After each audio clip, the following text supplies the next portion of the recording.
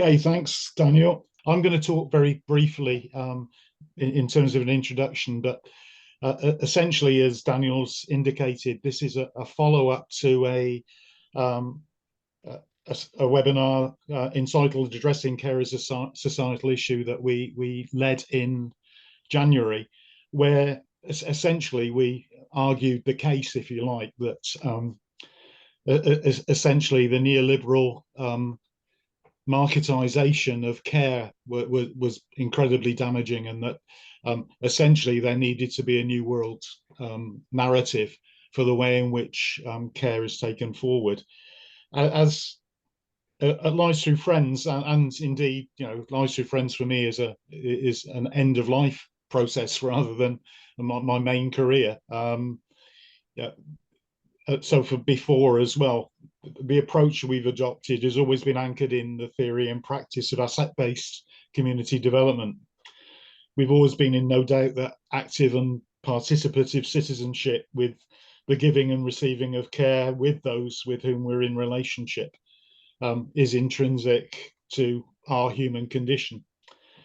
And extensive practice-based normative learning has convinced us that real care, as experienced by each of us when we find ourselves in that end user position, has to be built around those familial and communal relationships. Back in 1995, and I think we were into this before we discovered John McKnight, in The Careless Society, he documented how competent communities have been invaded and colonized by professionals that, far from supplementing and complementing competent communities, have moved to supplant them. Subsequently, as neoliberalism has taken hold, the marketisation of public services, with, as a consequence, the organised power of the care industry setting the agenda, has further marginalised what we might describe as the core or relational economy. In January, we addressed how we care for each other from the cradle to the grave has to be a societal issue. Today, we're turning our attention to how we might bring about change in the system, replacing transaction with interaction and individualism with communitarianism. We believe that the changes needed can only take hold as a consequence of societal demands, and it's our job to enable conscientisation and the emergence of an alternative narrative. We encourage everyone to imagine what, from the end user's standpoint, constitutes great care and support. Everyone at specific times in their lives is dependent on the care of others. And it's clearly fanciful to imagine that this can all be outsourced to services. But unfortunately, that mythology has taken hold. So for the benefit of the people that weren't with us in the first workshop, here's a sort of quick reprise of why care shouldn't be a transactional institutional issue. The transactionally focused commodification of services approach, known as marketisation and characterised by the rebranding of social services as social care, certainly in our culture, was destined from the start to be divisive, incoherent, institutionalising and unaffordable. In real terms, and I'm grateful to Simon Duffy for sort of summarising this, we've forgotten what care is really about and turned it into a commodified industry that's largely institutional and often abusive and unsafe. We talk about community care, but we do next to nothing to support the communities to care. We've completely forgotten about families who provide 80% of all care. We spent most of our care budget on residential care or institutional care and not in the communities where people live.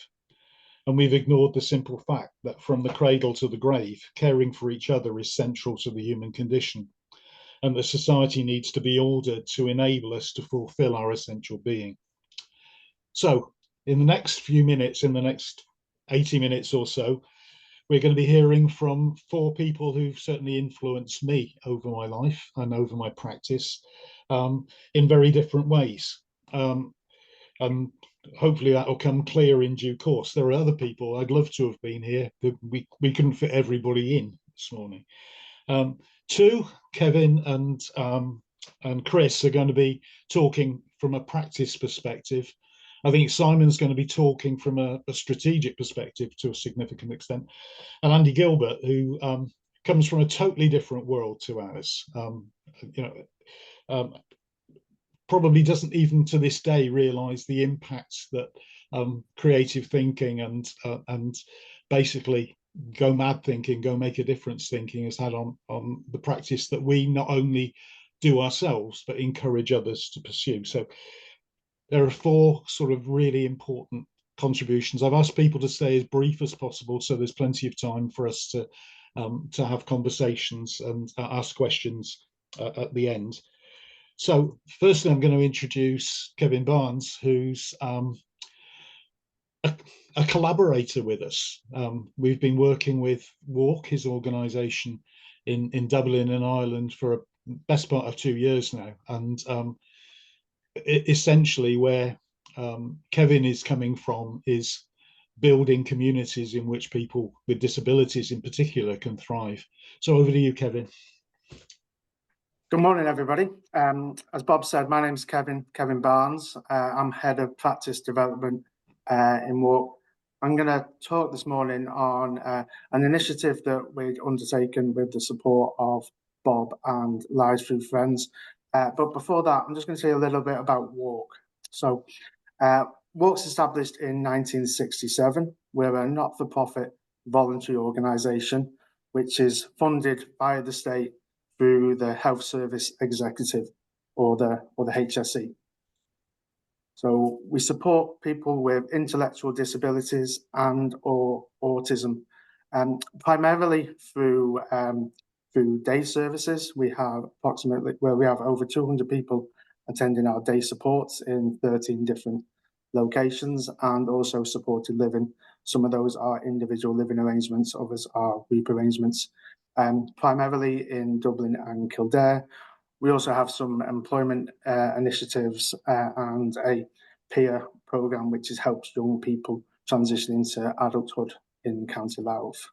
So our vision is of an inclusive society where communities value and treat all people as equal citizens.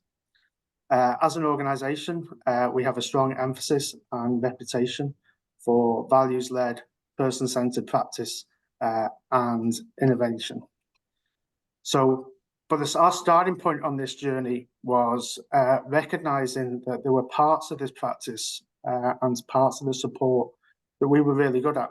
And some of those included employment and education. And also we were very community located. So, however, what we also recognised is for the people that we supported, lots of people were lonely and isolated. People who attended our day services had little in their lives beyond set service hours. And the families that we spoke to spoke of the empty weekends where people were really just waiting for the service to reopen on a Monday morning.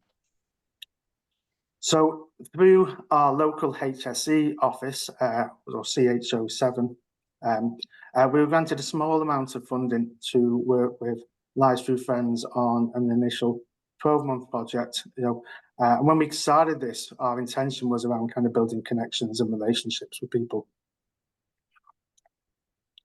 So to give you a sense of what a day service in Ireland might look like, so I suppose typically it could be described where a small number of staff support a significantly larger number of people with disabilities.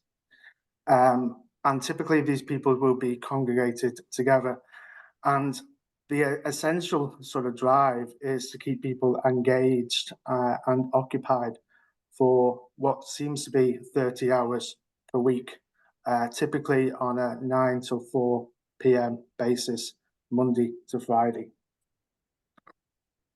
In essence, what happens in those service conditions is that people are segregated away from community and congregated together. So the services aren't set out in the initial design to connect people to people and people to community. So, and when community access does happen, it tends to happen in small numbers or in groups. and not aim to build around roles or relationships. So, equally, families will often and can often be left out of the equation. Services operating very separately from the life of the family unit. So we started by asking ourselves, what would a truly connected life look like? And we had a couple of assumptions. So the first assumption was that the people that we supported have untapped potential. They're not merely passive recipients of care, but really capable contributors. The second assumption was, as Bob referred to John McKnight, is that communities are full of unused assets and gifts. So specifically looking at trying to create communities where people with intellectual disabilities and or autism can thrive, we approached our work in trying to be genuinely person-centered, supporting each individual and their family to be the driver and designer of their own good life plan. Being very, very intent in creating networks around individuals and families, building on people's strengths and assets to be contributors in their own lives, and reducing the reliance on congregated and specialist services. So we had no new resources. So what we needed to do was work with what we had, but work in a different way. So we commenced with 7 participants, and those participants were chosen based upon the idea is that people would benefit from this. People really, really needed this, and we were also conscious not to kind of ask people who others may see as easy to work with. We wanted to ensure and demonstrate that this was a process that would work with everybody. So those 7 people represented 5 families. So and equally those families came from different places. So and that in our service location that equated to 3 service locations. So more often than not, the starting point was the family kitchen table. Over coffee, talking about what is the best life that we can imagine, and what can we all do together to help each other to make this possible. We also work directly with our support staff. So one of the things that we came to appreciate over time was actually how difficult it was for our direct support staff to work across 2 different systems. And when we took this new approach, we were asking people to do things that we haven't really trained or supported people to do previously. What we also appreciated was how we did this work was as equally important as what we actually did. So we took the approach of being human first and professional second. We work with honesty, integrity, commitment, taking responsibility, learning, sharing, and problem solving together. We recognized that what we needed to do, we needed to earn the trust of families. So we started small, both in the number of people, but also in our intent. And we tried to listen deeply to what people were saying. So we learned as we went. We focused much less on where we were trying to get to, as rather than focusing on the next few steps ahead of us. So we are now 15 months into this initiative. So there's been an awful lot of learning.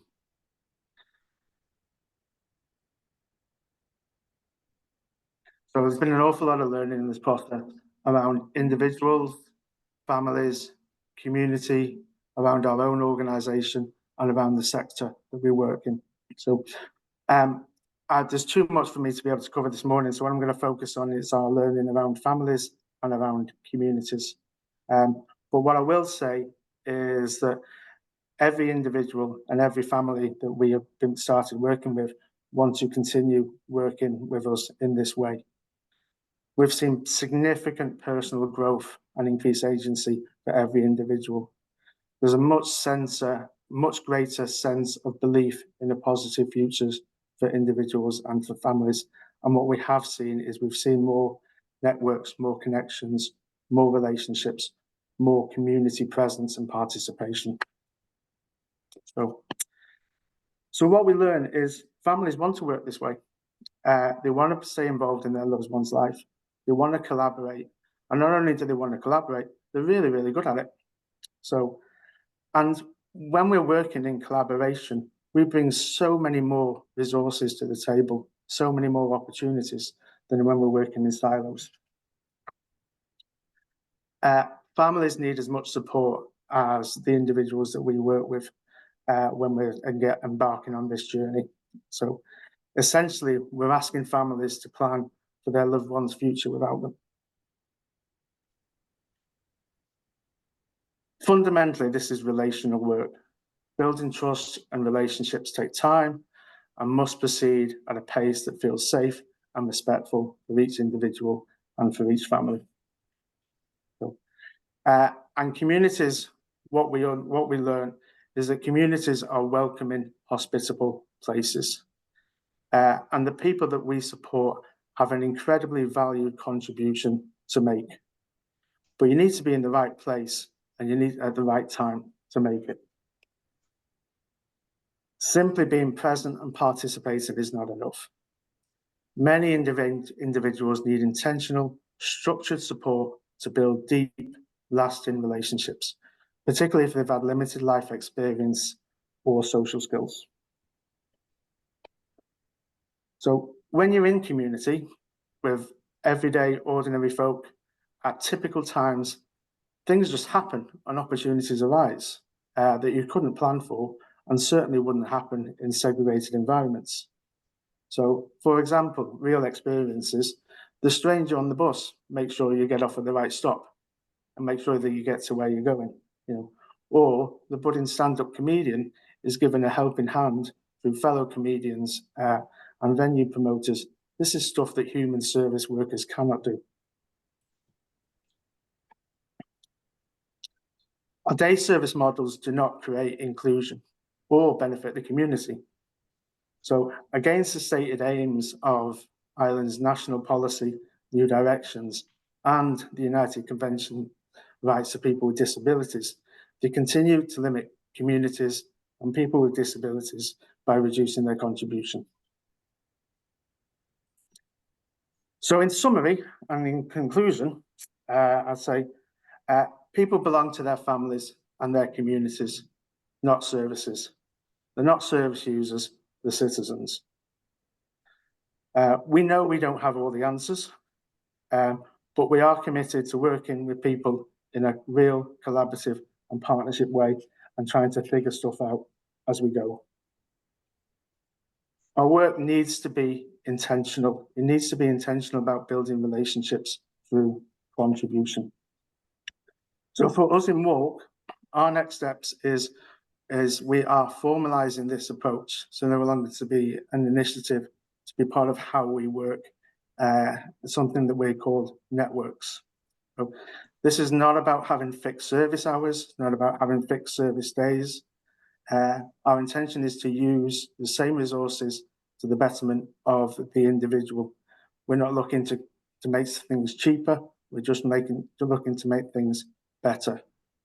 We are working in partnership with the HSE to have these arrangements recognised, and we are sharing our learning across other organisations and building partnerships. So, thank you everybody for listening this morning.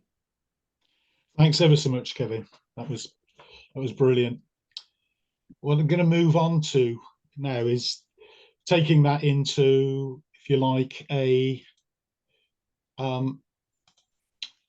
into a strategic context, and going to ask Simon to come next.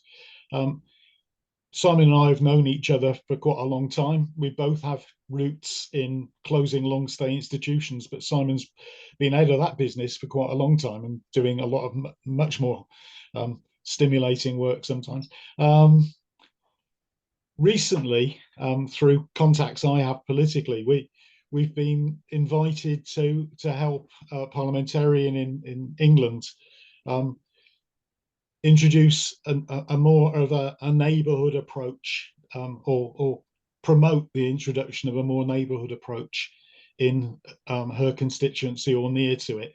I'm going to let Simon unpack that, and I'm not certain what he's going to say, but it's always useful and it's always helpful. Thanks, Simon. Thanks, Bob.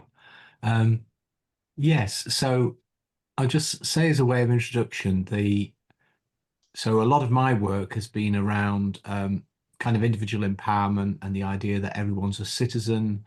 And I developed in England and Scotland a model which is called personal budgets. And I still work on that internationally because I think that's one element of rethinking care. But it's not enough. And if you're not careful, that approach can also be kind of turned into another kind of industry, which doesn't actually help people build relationships in community. And so I'm going to share work that I'm involved in, which is in a part of the north of England called South Yorkshire. That's about 1.2 million people. So it's bigger than some countries. And I'm going to talk about the way we're trying to rethink care, strategically. The big assumption is, I suppose, that size really does make a difference, that we really need to think about people's place in community, and we need to think about community. And if we think about community as, say, the whole of England, we're kind of a bit lost because it's too big. It's not human enough. Nobody has power in that something so big. So we need to think about the much smaller communities, which in a good word in English is neighborhood, although in the countryside, you'd more talk about a village. So probably neighborhood and village are the kind of scale we're talking about. I have a few slides I'm going to rattle through because some of these things I think are just interesting in terms of economics as well, and economics and numbers, and you can see that a little bit better with slides. So let me share this. I won't. So the premise is that size matters, scale matters, and that we need to rethink size if we're going to get back to community. And now this is a particularly English problem. So, and this might seem like a mad slide, but what this shows is the size of local government. So, and local government for us is the bit of government that is responsible for social services. And as this slide shows, local government in England is extremely large. So the average size is running at about 350,000 people within an area. And for Sheffield, it's nearly 600,000, which is, and Sheffield's my city where I live. So Sheffield is twice the size, has a population twice the size of the country of Iceland. And when you look at these other European countries, which are on the graph, you can see that local government is much, much, much smaller. And I was on a call recently with the World Bank, and I was doing a presentation alongside somebody from Slovakia. In Slovakia, neighborhoods have an average size of 2,000 people. So this presents an enormous challenge because what's happened, probably in the processes Bob might have talked about in the last seminar, is that as social care services has become kind of turned into products that are commissioned, those products have increasingly moved away from community, and they're not just operating at the level of local authority, they're often operating at the whole level of the whole country. So their relationship to community is very poor. They don't employ people from local communities. They can employ people from all over the place. They don't know the communities that they're working in. So this is a deep problem. And it also has an economic aspect. And Bob mentioned this in his little quote from me at the beginning. But if you look at how the money is spent, it's very strange. So in England, we still talk about community care. So on one level, the language remains sounds quite nice. This is about communities and it's about caring, and what's wrong with that? But in practice, if you have a significant need for assistance, the system's normal setting is to take you out of your community and put you somewhere else, at least in terms of the money.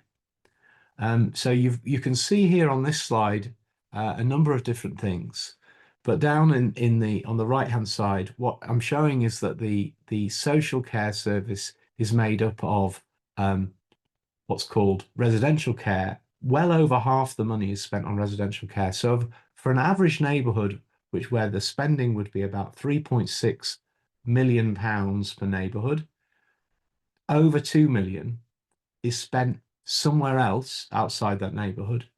About 1 million is spent on either day centres or domiciliary care services, which are not embedded in that neighbourhood. So staff are not related to that neighbourhood. And only about 0.6 million is spent using the method of personal budgets, where people are probably getting their support much more locally and much more about staying in the community. And so, over the whole of my career, which goes back to 1990, so this is now 35 years, people have talked about investing in community, moving people back to community. And over that whole period, this basic economic logic has held. We basically invest in taking people out of their community. So as well as there being a kind of democratic problem, an organizational problem, there's a deep economic problem. This slide also shows a couple of other things. It quantifies family care, which is in the orange box.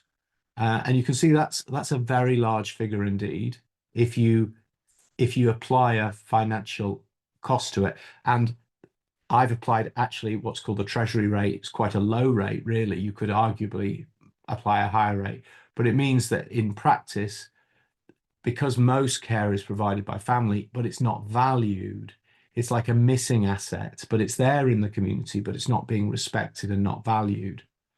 And the other interesting thing on this slide is I've done work to calculate how much citizen capacity communities have.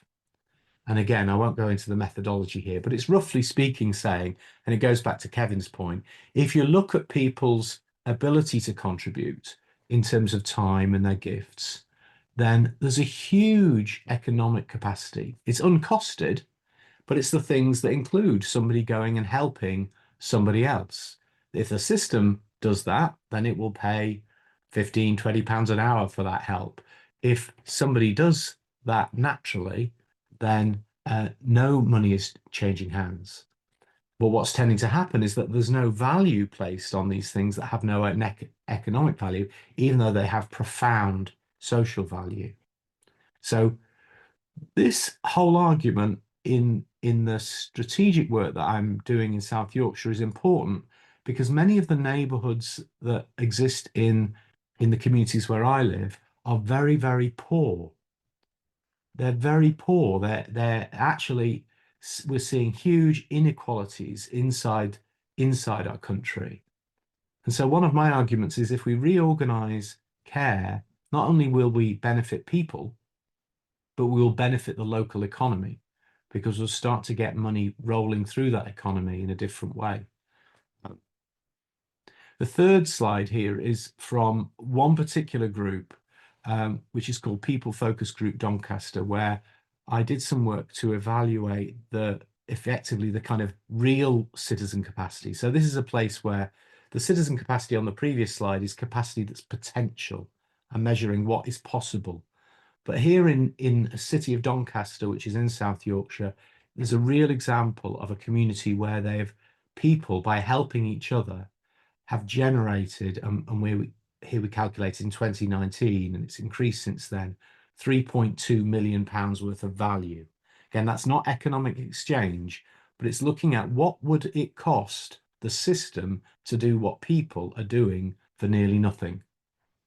And so again, this is in the context of British politics and policy making. This is quite important, because if you can actually demonstrate the power of people in a situation where systems are rocking around and people are feeling there isn't enough money to keep buying these services, you can get people to think differently about what's possible.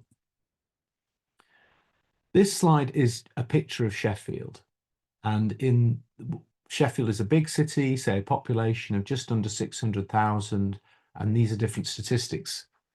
But in the top left-hand corner, what I've done is argue that if you look at the city of Sheffield in terms of its neighbourhoods, it turns out those neighbourhoods not only have lots of potential citizen capacity, but they have lots of services and projects and staff and professionals who are currently not working for the neighbourhood. They're working for the system. And so what we've been arguing in Sheffield and South Yorkshire is we need to start rethinking how the city works. So 2 years ago, we started a project where we actually got the 147 neighbourhoods of Sheffield named and put on a map. That might seem like an obvious thing or something that should have already happened. But again, part of the strange centralisation in so many English cities is that beneath the city, there are no structures.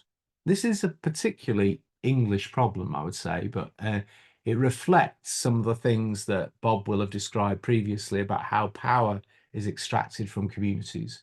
If there are no structures at a neighbourhood level, it's very hard for people to organise at a neighbourhood level. If the neighbourhood doesn't even know that it is a neighbourhood, or you might know individually, oh, I live in this community, but there is no map, there is no framework, there's no way of organising at that level, then your chances of organising and creating value get much, much lower. So what we're doing at the moment in Sheffield is really pushing very hard to get this neighbourhood to be the framework around which care is organised. And this is the last slide. So one of the things we've been doing then is talking to community groups in South Yorkshire, where they are starting to provide kind of care at a community level, and asking them what the structure, what structures they really need to create at a neighbourhood level. So this is a picture of what the kind of structures are. And it's interesting that I think when I asked the question, well, what's the most important thing? Everybody said a building, which may seem like, and for many of us who've worked around inclusion, a lot of the time that we've been doing is closing buildings and trying to get people into community. But paradoxically, when communities who are not trying to exclude anybody, but want to include everybody, what communities say is, well, we need buildings. We need spaces where everyone is welcome and where people can do stuff together and where people can meet together. And of course, that doesn't need to be one building, but in many communities now, everything is so privatized and closed off that there are very few public spaces. Again, this might be a specifically English problem, but I think it is also a feature of the system that we've been building. This is just a slide about Citizen Network. So if anybody wants to join Citizen Network, we have members all around the world. And I think just to say, you know, the things Bob's describing as kind of global problems, I think he's right. Because in the work that I've only done a little bit of work with the World Bank, talking mostly to government officials from Eastern Europe and Central Asia. And I've been a little bit shocked at times by the assumptions of the World Bank. They seem to be still in a mentality that the answer to people's needs is services, and that what we need to do is organize more services and fund services.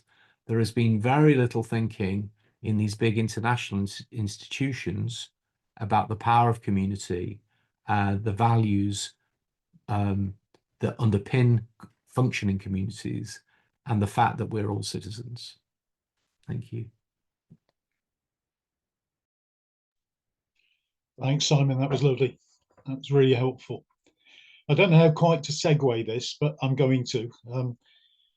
A long time ago, I was involved in responding to a national scandal and taking the lead in closing a large scandal institution, about 1,300 people to resettle in a very, very short number of years.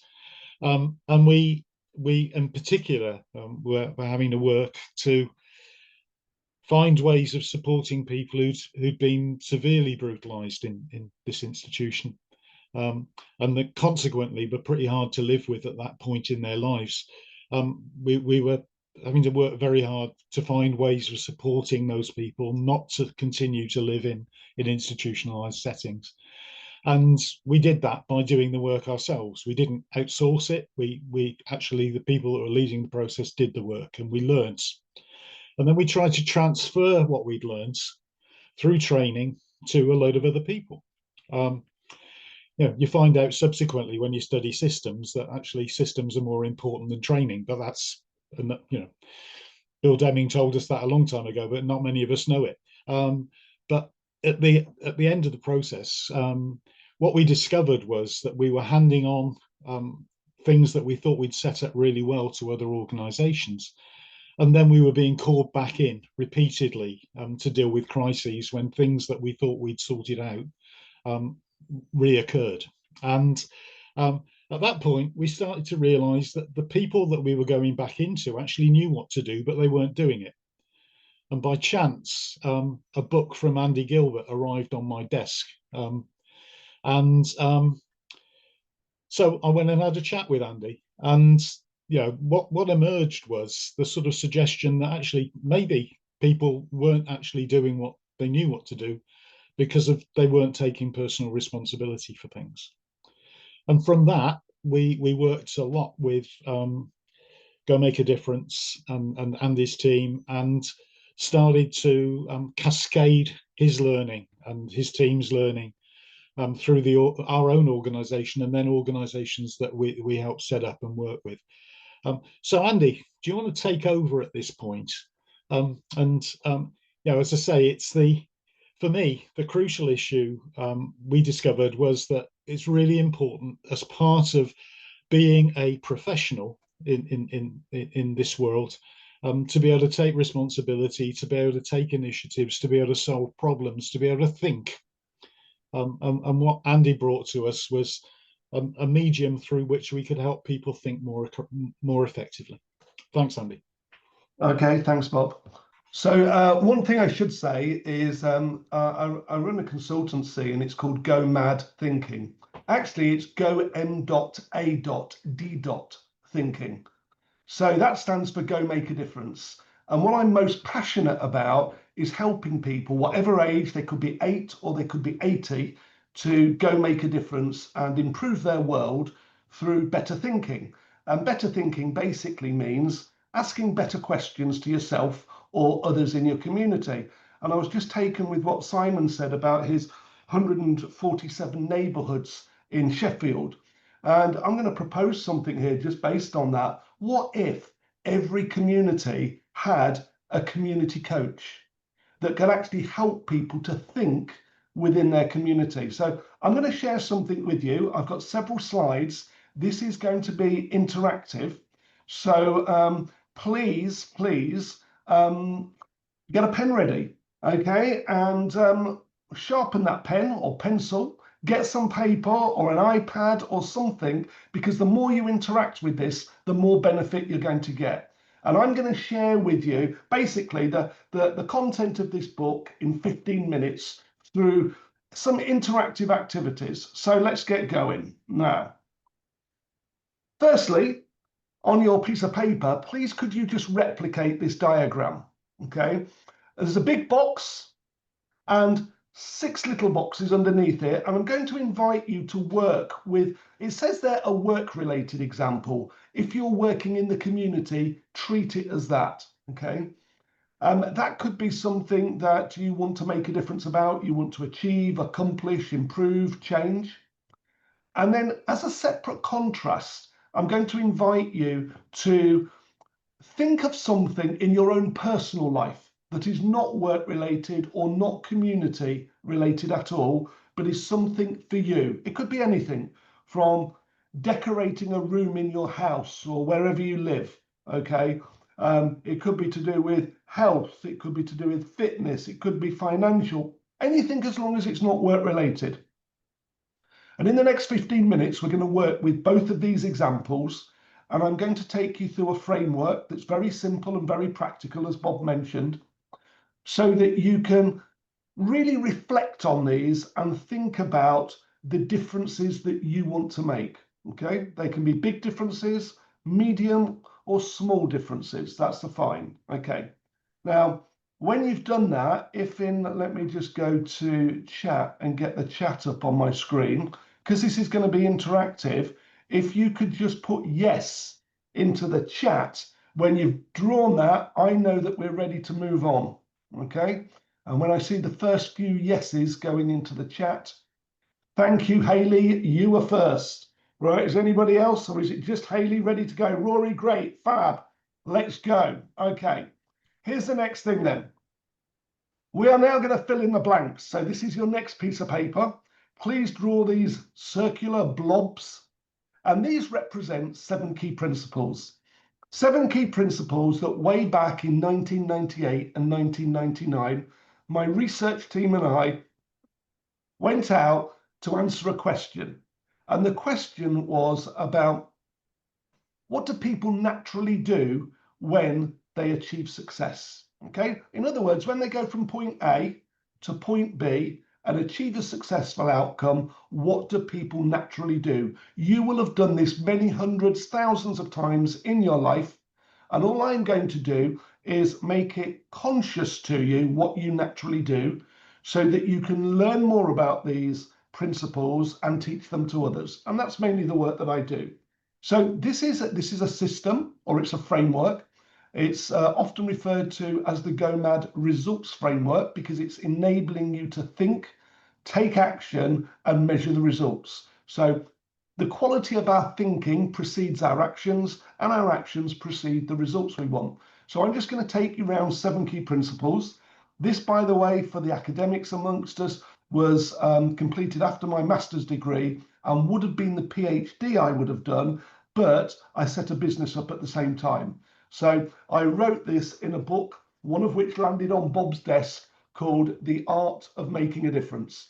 And this is an easy read for bright 12-year-olds, okay? I've written about 20 books, and it gets a bit more advanced, and we can get into coaching models and leadership and change. But for now, we're working at a very simple level. So let us go on and start to look at these key principles.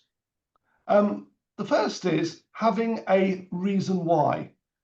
We spent about 4,000 hours doing this research, and the phenomenological study was we interviewed several people at the start, and by referral, they introduced us to people in their community, people that they knew, people they worked with, friends, all right? And the network grew. So we spent about 4,000 hours with these interviews. My job as the analyst to say, what has everybody got in common? So these are common principles.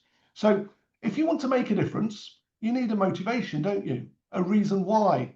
This is about, could be that you want to achieve something, or it could be something that you want to move away from something. But we've all got lots of things happening in our busy lives. So we have to assess and prioritize which of these many things, these people, these community members, these causes, do I want to help? I can't help all of the world, but I can make a difference. So what is my strongest motivation for this? So let's just look at the assessment now. I'm going to invite you in box 1, which is reason why. You might want to write it just underneath, to assess for your work-related example, what is the strength of your reason? If it is the most important thing in your life at the moment, a burning ambition that absolutely consumes you, that is what a 10 is like. There is nothing higher. On the other hand, if you're not bothered and you've only put something on this because Andy asked you to, that's a 1.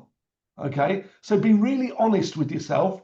There's no prizes for high scores. I'm not going to ask you to publish them or anything. Be really honest. How strong is my reason why? Okay, in that box. Let me just use a little laser pointer here. Okay. And then for your non-work related example, the thing that you're thinking about personally, you want to change, improve, achieve, make a difference about, same scale, 1 is low, 10 is high. In contrast to everything else, how strong is your motivation? When you've done that, please press P2 in the chat and we will move on to principle 2. Thank you, Simon. You were first. So principle 2, we've looked at the why. Now we're going to look at the what. If we want to make a difference, we have to clearly define what is the difference that we want to make. By what date? Now, there are 4 main goal defining tools that I teach. SMART goals, umbrella goals. But Martin Luther King didn't say he had a SMART goal, did he? I have a dream. So this is a vision. So we've got visions for seeing into the future. We've got umbrella goals for breaking down projects into small chunks. And we've got SMART goals and we have qualitative goals for the things that are not easy to measure. So we've got a toolkit here. A toolkit, but what it has in common is it's all about the what. What is it we want to achieve, by when, and how are we going to measure that? So for your next assessment, please go to the box, and in box 2, define goal. How clearly defined is the difference that you want to make in that work or community example that you've put there? If it has laser-like precision, with an end date, like a newspaper heading, an absolute calendar date, and a specific measure of success that I could audit you on for clarity, and it's written down, you deserve a 10. If, on the other hand, there's no end date, there's no clarity, it's not specific, it's a bit vague, it's not written anywhere, adjust your score accordingly in box 2, because that's going to have an impact. And then likewise, for your non-work related example, how clearly defined is a measure of success there, your clearly defined goal? When you've done that, please type in P4. Oh, you thought we might be going to P3, but we're not. P4, and I'll explain the reason why, and then we'll go there. Okay. The 4th key principle of making a difference is self-belief and confidence. If you imagine here my pencil with a little rubber end represents belief, and this end represents doubt. We have the seesaw of self-belief, and that can go up and down multiple times a day as new information comes to us. It might be that we've got the budget for something. Belief goes high, the budget has been taken away. Belief drops and self-doubt comes higher. So we need to measure and assess our self-belief as frequently as we can as the world around us changes. So self-belief is built up of the way we talk to ourselves, our deeply embedded messages that we've got, as well as our confidence in achieving our defined goal. So let's quickly go to the assessment, and in box 4, self-belief on a 1 to 10 seesaw scale. Think about, what is your current level of self-belief now? Okay, 10 is high, there is no doubt in your mind. Okay, or 1 is it's filled with doubts about the achievability of this. Just give yourself a score on the self-belief box, box 4. Now, so far we've done the what and the why, and we're starting to move into the how. So the 3rd key principle is possibilities and priorities. And the reason that I went out of sequence here is that when I wrote the first book, and there's about 300,000 copies of these, I wrote it as principle 1, principle 2, principle 3, going along a foundation, right? When I teach it to people, we look at this triangle here that says, tell me what you want, clearly defined goal, what you really, really want, which is your motivation. And if we followed the Spice Girls, right, we would then say zig-a-zig-a. But actually we go, tell me what you want, what you really, really want, and then let's check our self-belief that it's possible, and then let's explore 10 possibility areas. And this is where we get creative as a toolkit. What we discovered from the research were there were 10 generic possibility areas that people could apply to any problem or any goal. And these include possible tasks, possible resources, possible people to involve, reasons to involve those people, how to communicate and get buy-in from those people, okay? Possible obstacles, possible risks, possible ways to overcome and minimize those risks and those obstacles, and finally, possible assumptions. And if we spend time thinking about those 10 areas and encouraging community groups and individuals to think about those, their thinking will be wider and deeper than in normal discussion or conversation. So possibilities become first, and then secondly, we prioritize them. And of course, we can prioritize them because we have a clearly defined goal. And there's a third P that I'm going to encourage you to consider: planning in the time. So let's go back to the assessment. Put the 3 Ps underneath, please. Possibilities, then priorities, and then plan in the time. That's just a simple 3-step process, but the quality of that possibility thinking is what's going to be really the enabler in this. So if you have explored widely those possibilities, and you've prioritized them, and if I looked in your planner or diary, I would see time planned out for these important things, you give yourself a high score, okay? If on the other hand, you haven't done much possibility thinking, you haven't established priorities, right? And there's nothing planned in to make sure it happens, adjust your score accordingly. That's in box 4, okay? When you've done that, please type in P5 and we will move to something different. Okay, thank you very much. Let's move on.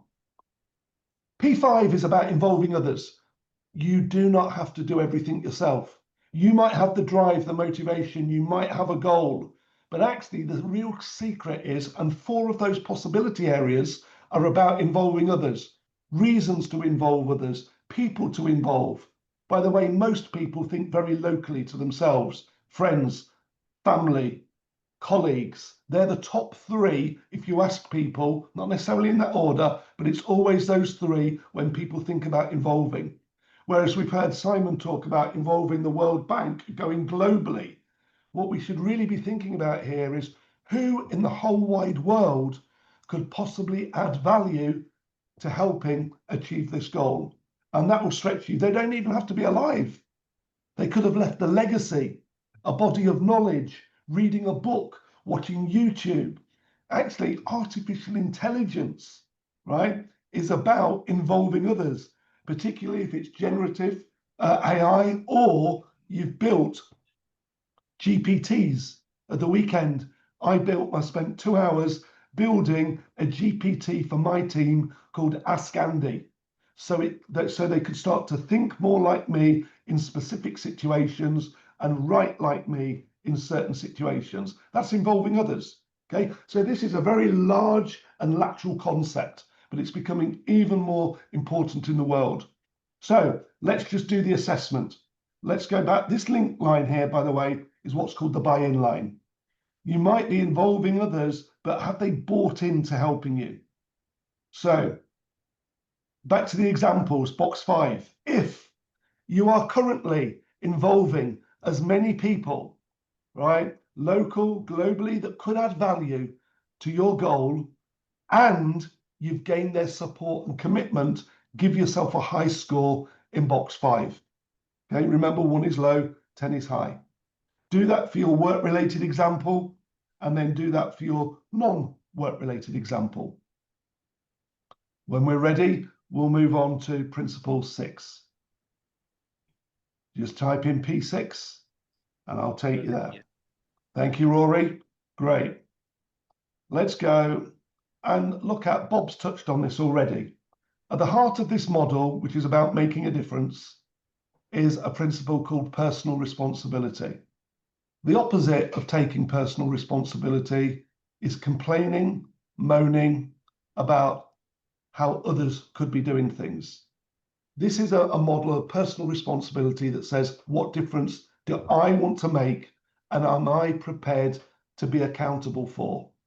Maybe to myself, maybe to others on a project, right? Maybe to my community, but I am willing to be a leader and take responsibility for this. And you'll see that there are links to all the other key principles. That's much too much for today, but this is about saying, this is my goal, right? I'm motivated. I'm looking at how I'm thinking to myself and the quality of the questions in my head. I'm involving people. I'm planning time. I'm considering the possibilities. I've sorted my priorities. I'm responsible for all of those things. Okay, so let's just assess that quickly. Just have a look at your two examples, A and B. If you are taking personal responsibility without blaming anyone or anything, right, give yourself a high score there. If on the other hand, you're not, okay, you just need to adjust your score and look at B as well. To what extent am I taking responsibility for making things happen? Now, there is a seventh key principle. We will come back to that, okay? We will come back to these six and I'll tell you what those scores mean in a second. The seventh key principle is about action. Remember I said thinking, action, results. These first six are all about thinking, planning, but now we've got to put that into action. And I like to work a lot in 30, 60 and 90-day improvement cycles. 60 days is my favorite. Do a lot of work with organizations, been working in Kevin's organization in Walk in Ireland, getting their leaders to set goals and apply these principles in 60-day cycles, okay? And the changes are starting to happen there. So let us just go back and look at these. This is where you need your phone or a calculator, because what I'm going to invite you to do is to multiply whatever you've put in box 1 with the number that you've put in box 2, and then multiply that by box 3, etc. So you're multiplying 6 digits together. Those digits have to be between 1 and 10. So if you've given yourself a 0, get rid of that. It's a 1 to a 10. And then put that score in the box there, okay? When you put that score in the box, okay, I'm going to tell you what that score means. If you want to, you can put it into chat if you want to go public with it, but I'm not forcing you to, okay? So what does that number actually mean? Let's just do the calculation. If you had got a 10 in every box, 10 to the power of 6 is 1 million. So your score is out of 1 million. I'm going to show you a quick way to convert that to a percentage without having to use a calculator. If you had a million, you'd have 100% probability of success, okay? And the reason I've asked you to multiply these numbers rather than add them is there is a multiplier effect, a compounding effect. In other words, a strong motivation multiplied with a clearly defined goal, multiplied by self-belief, multiplied. But if one of those is missing, the multiplier effect breaks down. You might be massively motivated with high self-belief, but you've got no clarity at all about what you're looking to achieve. So this is why it's a very quick and a very crude probability. If you've got a 6-digit number there, the decimal point needs to go in 4 from the right-hand side. So that 126,000 would become 12.6%. If you've got a 4-digit number, you will need to put the decimal point right at the front of it. You've got less than 1%. Now, take this as feedback, right? There's good news and there's not so good news at the moment. The good news is you've just got a diagnostic of which of these areas the low scores are in that you can improve. And you can improve that through using this framework, getting clarity, possibility exploring, right? Involving more people. All of those things will probably improve your self-belief. The only thing you can't really do anything about is box 1, if you haven't got a strong enough reason why. Okay? So You've got your probability score. The good news is you've just got some feedback. The not so good news is it might be lower than you want. Okay, so you can use this as a diagnostic tool, but you can also use it as a development tool. And this is where Bob and Kevin, who used it in their organizations, you can ask yourself questions around this as a coaching or a planning tool. Right, what's the strongest reason for wanting to achieve this or improve it? What is it that I'm looking to achieve? This is my goal. How confident am I? Scale of 1 to 10. Now let's do the possibility thinking, okay? And from those, identify our priorities. Let's get key stakeholders involved in this and consider what they need to do. Once we've done that, we get their buy-in, okay? And then what we do is we get the key tasks, decide who's responsible for what, and then take action and measure the results along the way. Okay, that is the methodology that I've trained hundreds of thousands of people around the world to use. Use it daily for big things, for small things. That is the end of what I wanted to share with you today. I hope you take some stuff away from that, and I'm going to pass back to Bob. Thanks ever so much, Andy. You might have guessed that Chris is going last because of I knew, and Chris knew that we'd be running short of time. What we're going to move on to is, how this is realised in a defined community in the Forest of Dean in England, where Chris operates.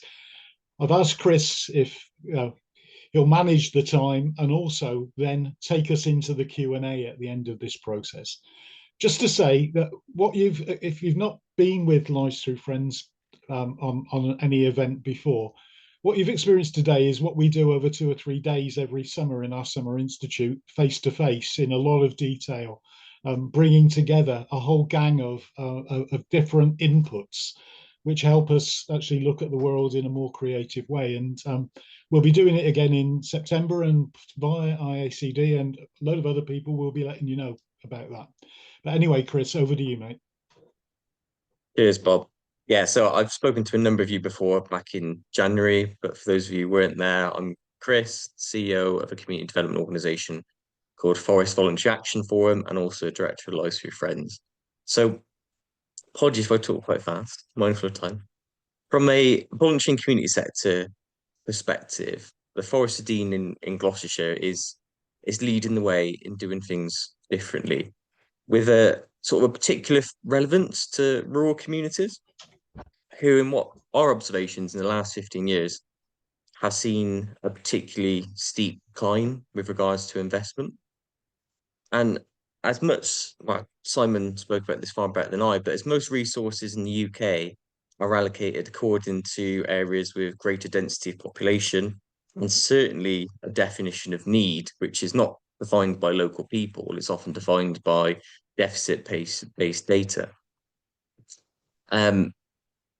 That puts rural areas like the Forest of Dean at a humongous disadvantage. The expectation is also increasingly that you must travel often significant distances in order to access work, services, social spaces, you name it. And the knock-on effect that has for rural areas like ours, and of course the local economy, is humongous. So for a population of 90,000 people and vastly growing, the Forest of Dean has one bank, no higher education offer, no access to university. It has fewer schools now than it did 15 years ago when the population was 50% smaller. It has fewer leisure facilities per capita than most of the country. It has 2 currently, and I'm currently in regular meetings around closing down or fighting the closure of one of those last remaining 2 leisure facilities in the district.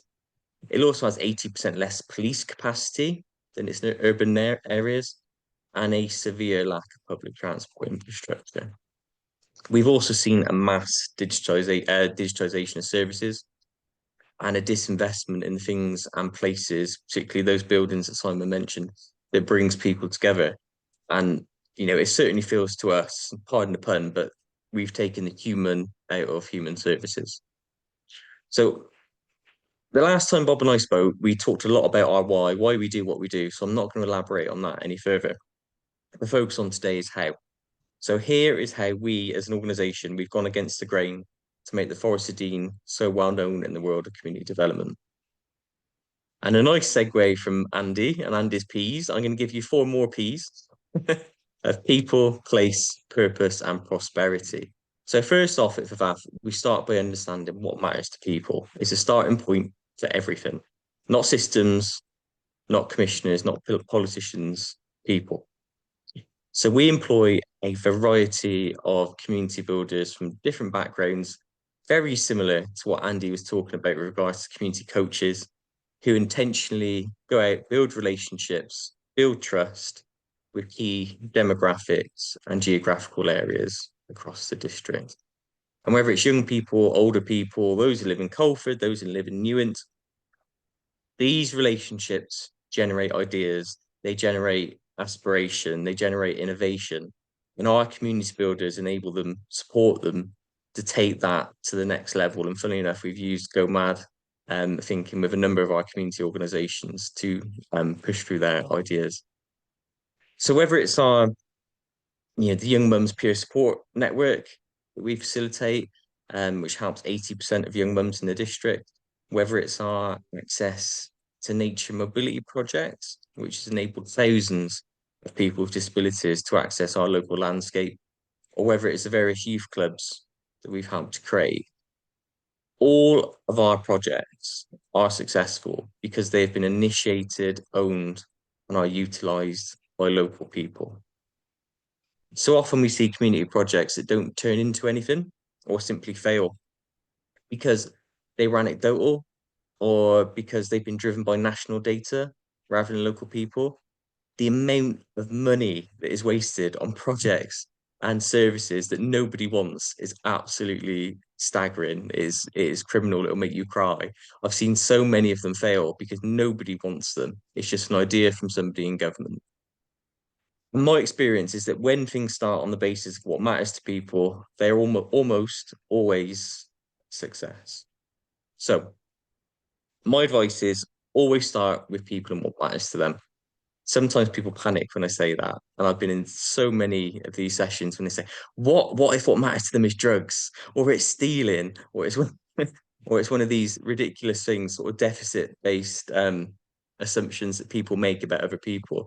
But in the 15 years that I've been doing this, and the many, many more that Bob and co have been doing this, we found that what matters to people inevitably comes back to the same things. And that's love, it's relationships, it's choice. Being a member of a community is participation and is having a place to call home. And on that note, the next one is place. So place often defines so much about us. It's where we grow up, it's where we socialize, it's where we make memories, we're educated, we work, we support our local football teams, our rugby teams. It's where we celebrate, it's where we commiserate. And that's why we invest so much of our resource, our capacity, and our energy in creating those places that, again, Simon talks about, where people can come together and they can be places where people feel pride, where they can have ownership, where they have a space that reflects them and what matters to them. So one live example of that we've heavily been involved in are the children and family centres in the Forest of Dean in Gloucester. So the contract to provide those children and family centres has been, for 12 years previous, been delivered by a charity called Bernardo's, a national charity, and many of you will be aware of Bernardo's. I used to work for them. And it was delivered entirely in the image of the county council. And the buildings were only available to the families that were identified as being or as having the highest level of need. And they were identified by national metrics, not self-identified. They were at the highest level of need. And as you can imagine, the stigma therefore attached to those buildings was humongous. And something that should be an asset in a community that actually became quite a dark stain on that neighbourhood. So through many conversations that we had with local people, citizens, it became clear that people, they wanted space. They wanted that space to support them, to support their children, to get help and advice when it was needed, to take part in activities and events, but mainly just to be with other children and other families. And residents believe that that is what a children's centre should be. So we collectively set the mission to make that possible. So my organisation created a partnership vehicle to bid for that contract. We brought people together, people from different organisations, different backgrounds, expertise, safeguarding, for example, to ensure that we could do it safely. And then we co-designed the model with families. And we asked them to provide the evidence for that model in a wide variety of formats, whatever is most comfortable and relevant to them. So we had videos, we had testimonials, we had people come and speak directly to commissioners, you know, a wide variety. And very, very long story short, we won that contract. And as of the 1st of April this year, we began running those 9 children and family centres across the Forest Dean and Gloucester under the model that was designed by those local people. And we've even been able to get those people to not entirely, but certainly significantly shape the KPIs of that contract. And as any of you that have worked with commissioners, that is no mean feat to get commissioners to co-produce KPIs of a significant contract like that. And there are difficulties, and there will continue to be difficulties, but we have committed the infrastructure and the capacity to managing those difficulties so people can get on with the bit that matters most to them. So last month, we opened those centres to the public, and it was full of things that those people wanted. Activities, games, social events, appropriate services, and obviously food, always food. The weather wasn't great, but the lowest attendance we had at any of those children's centres was just under 300 people. In total, we had over 3,000 people attend those 9 centres on a single day. That is probably more than what they achieved in the entire year combined. So, and I've got countless other examples of how we've supported communities to feel pride and ownership in place, including our own 52 community hub that we've got in Cinderford, a church that was purchased and repurposed into a community and arts centre, a former bank, which is now music studios. The list is endless. And that takes me on to the next P. So purpose. So this is what, for me, and I imagine for all of you, this is what life is about, isn't it? This is why we do what we do. Those of us who feel purpose are unquestionably happier, we're healthier, and we're more fulfilled. So through recognising people for their strengths, assets, and passions, and enabling their contributions to the things that they care about, we help people to lead purposeful lives. And I'll give you an example. So we were introduced to a young lad that I'm going to call Pete. His name isn't really Pete, but I'm aware this is getting shared, so we'll call him Pete today. So Pete, at the age of 25, discovered he had a brain tumour. Thankfully, the tumour was removed and the immediate risk of life had gone. But this sadly left Pete with significant brain damage, which had a profound impact on his life. He lost his job, his home, his relationship with the mother of his child, and he fell into a deep depression and believed he had very little to live for. So we built a relationship with Pete to understand his passions and his gifts and helped him to rekindle the energy that he had for all of those. We helped him to get some photography equipment, join some photography groups, and discover new places that inspired his creativity. And he now helps us and various other charities with photography for events and marketing materials. He also delivers his own mindful photography workshops. I'm actually going to one of them next Tuesday, which people gladly pay for. The impact this has had to Pete's well-being is staggering. He has masses of social connections now. He has a great network of friends. He has a good relationship with his son. And the main reason I want to share this story with you is because whenever you ask him about this story, he will tell you the difference between him then and him now is the fact is he's found a way to contribute to the world. And he uses the word purpose. And I feel that's what this is all about. That's what we all strive for. And the last P is prosperity. And this comes last for a reason. I believe everything that I've seen is that if you get those other things right, you create the conditions for a prosperous society, full of innovation, full of collaboration, and full of social enterprise. Whether it's the resources that have helped all of those community projects that I've mentioned to flourish, whether it's the funding for the children and family centres, or whether it's the paid work that Steve has gone on to do, they have all started from a place of bringing people together around discovering place and purpose. And when you do that, prosperity, whether it's financial or otherwise, often follows. So when commissioners say to me, and I get this a lot at the moment, when commissioners say to me, can you go and do this again in another area? Because we've got a tender coming out in 6 months' time. I say, no, it doesn't work like that. The things we've achieved are because they matter to people, not us, not commissioners.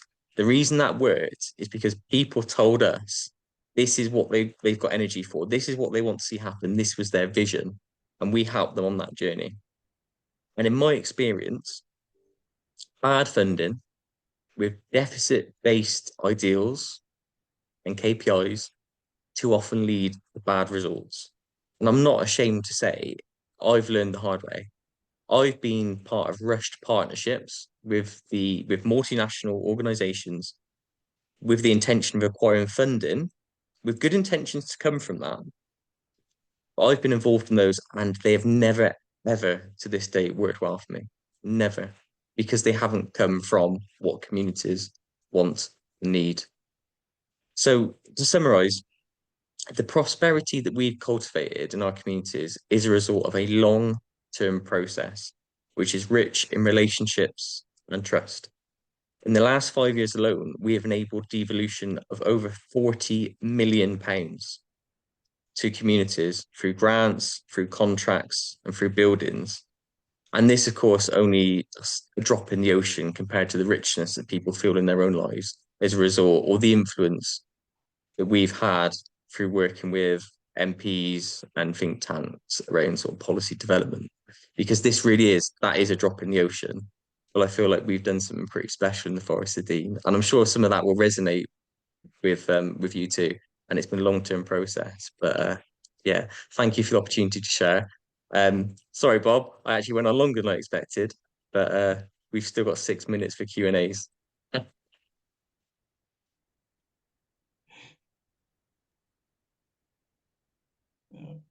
No, It's I think, rather a rich set of stuff you've laid out in front of people, Bob, with a very short amount of time to respond. So I think it's a rather absolutely. hard challenge you've set anybody to ask a question, really. Absolutely.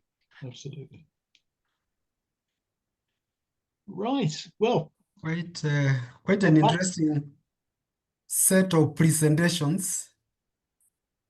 Looks like if we had talked earlier with Bob, this would have been a series of 3 weeks, maybe more presentations, because each one is quite heavy. Of course, they're all intertwined, but the connecting line is the whole idea that we still have to start with people, whatever framework we work with. And again, disabuse the process that the practitioners know what needs to be done, because we need to start with what is at the heart of people, what people care about, and what they are passionate about. And then we can amplify it and input our technical kind of support, but build around what is important with the people. And in the process, then I think what my takeaway is that we have just too much money to put into quote unquote development. Unfortunately, it doesn't go to where it needs to go. And so if we can cut out the waste, then we can make our lives much better as a set of humanity in the spaces that we find ourselves in.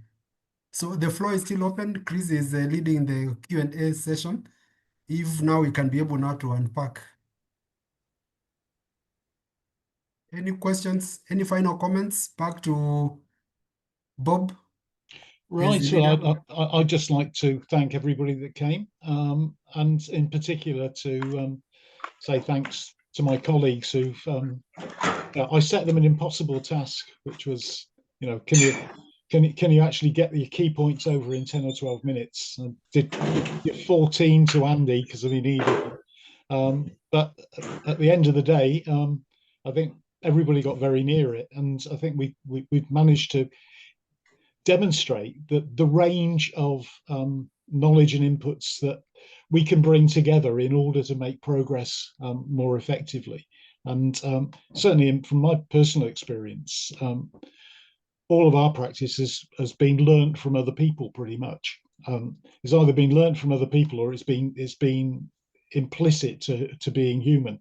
And I think we forget that far too often. But just to reinforce what you were saying, Daniel, if we focus on what everybody was saying, actually, if we focus our approach on the fact that the real abundance of asset and gift actually sits with people, we can change the world.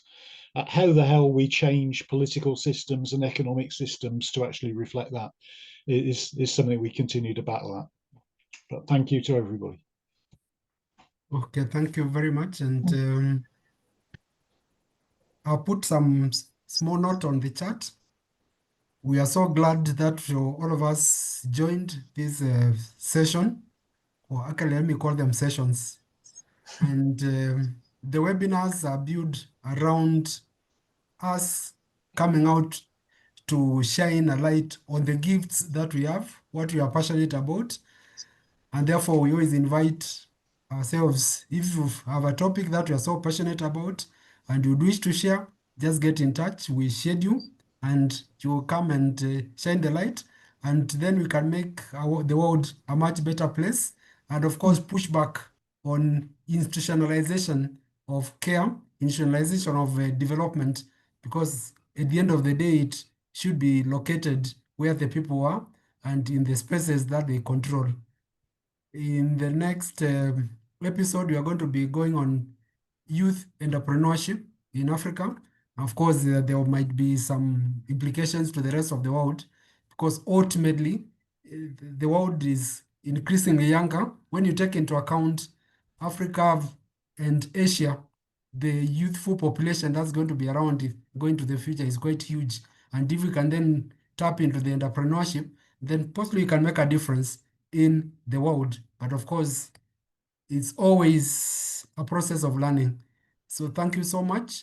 And when this is processed, the recording is processed, it's going to be available in the IACD YouTube portal. We can always interact with it.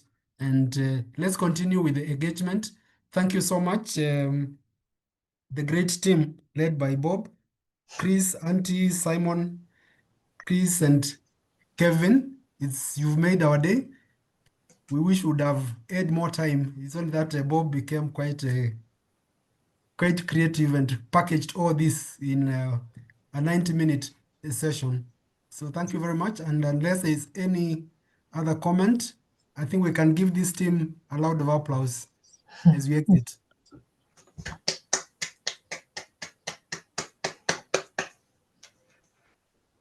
All the best. Thank you. Thank you.